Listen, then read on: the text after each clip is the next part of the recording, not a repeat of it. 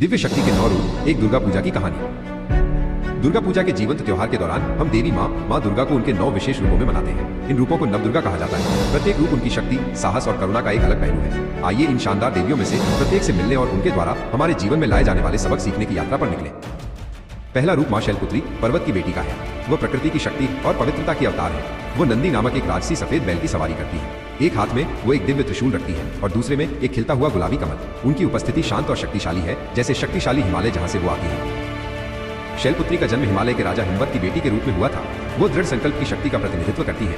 वो हमें अपने लक्ष्यों में मजबूत और अटूट रहना सिखाती है, ठीक उसी तरह जैसे एक पहाड़ सभी बाधाओं के खिलाफ खड़ा रहता है। नवरात्रि के पहले दिन उनकी पूजा हमें अपनी यात्रा, उद्देश्य और शक्ति के साथ शुरू करने के लिए प्रेरित करती है।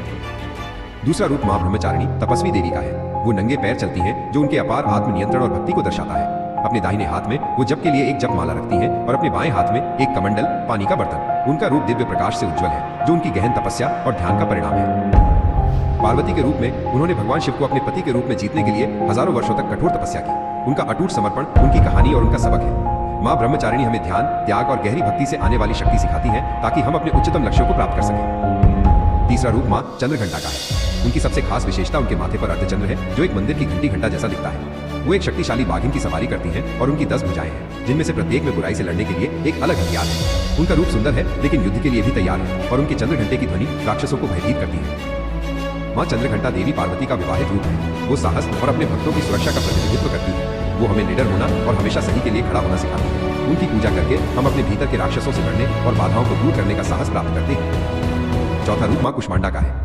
ऐसा माना जाता है कि जब केवल अंधकार था, तो उन्होंने अपनी कोमल मुस्कान से पूरे ब्रह्मांड का निर्माण किया।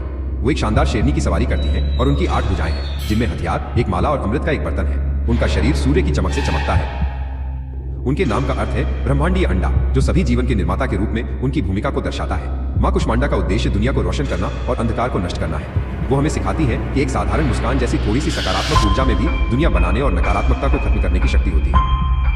पांचवा रूप मां स्कंद माता का है, जो युद्ध देवता स्कंद, जिन्हें कार्तिकेय भी कहा जाता है, की मां है। वो एक भयंकर शेर की सवारी करती है और अपनी गोद में वो युवा स्कंद को प्यार से रखती है। उनकी 4 भुजाएं हैं, 2 में कमल है, जबकि एक आशीर्वाद की मुद्रा में उठी हुई है।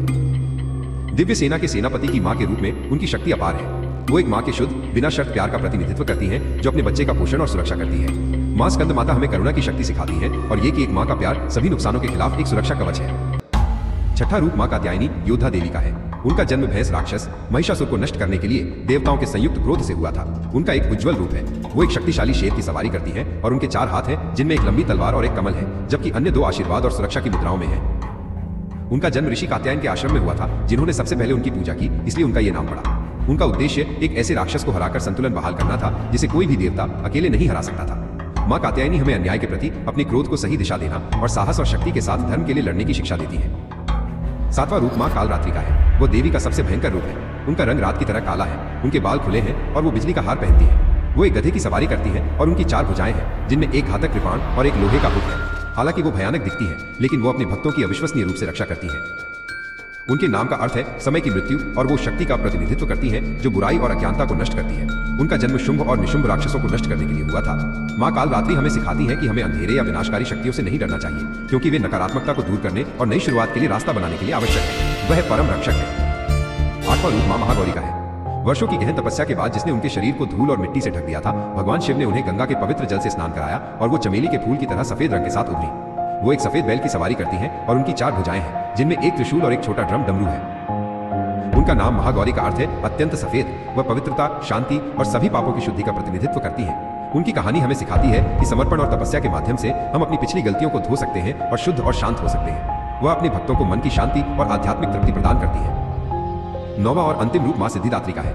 वो सभी सिद्धियों या अलौकिक शक्तियों की दाता है। उन्हें अक्सर पूरी तरह से खिले हुए कमल के फूल पर बैठे हुए दर्शाया जाता है। उनकी 4 भुजाएं हैं, जिनमें एक गदा, एक चक्र, एक कमल और एक शंख है। उनकी पूजा सभी देवता, ऋषि और राक्षस करते हैं। ऐसा माना जाता है कि ब्रह्मांड की शुरुआत में भगवान शिव ने सभी सिद्धियों को प्राप्त करने के लिए उनकी पूजा की और अर्धनारीश्वर, आधे पुरुष और आधे नारी बन गए। मां सिद्धिदात्री पूर्णता और सभी आध्यात्मिक लक्ष्यों की प्राप्ति का प्रतिनिधित्व करती है।